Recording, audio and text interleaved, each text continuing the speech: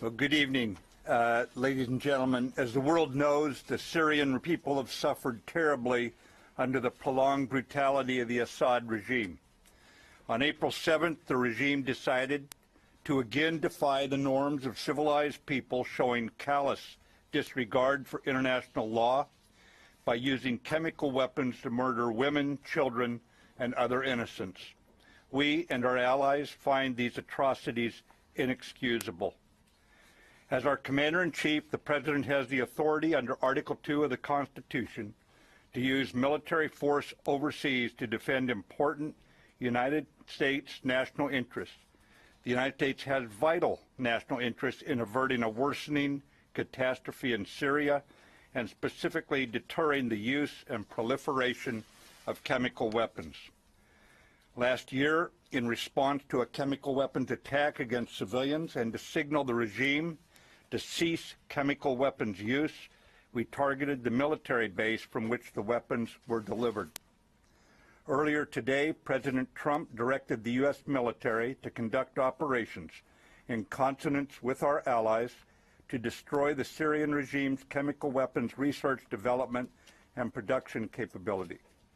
Tonight, France, the United Kingdom, and the United States took decisive action to strike the Syrian chemical weapons infrastructure. Clearly, the Assad regime did not get the message last year.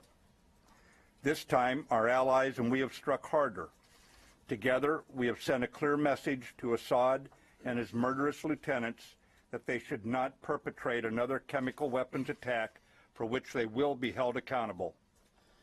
The 70 nations in the Defeat ISIS coalition remain committed to defeating ISIS in Syria. The strike tonight separately demonstrates international resolve to prevent chemical weapons from being used on anyone under any circumstance in contravention of international law. I want to emphasize that these strikes are directed at the Syrian regime. In conducting these strikes, we have gone to great lengths to avoid civilian and foreign casualties.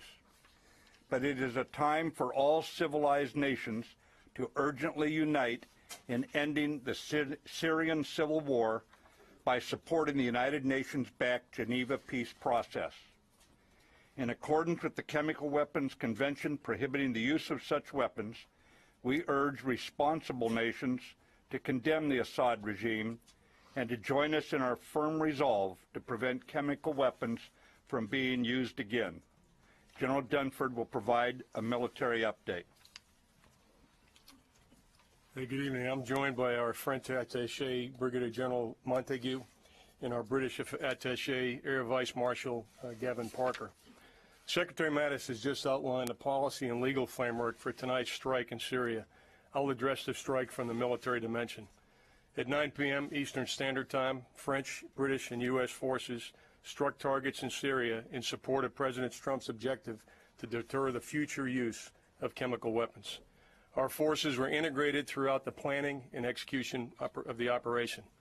The targets that were struck and destroyed were specifically associated with the Syrian regime's chemical weapons program. We also selected targets that would minimize the risk to innocent civilians.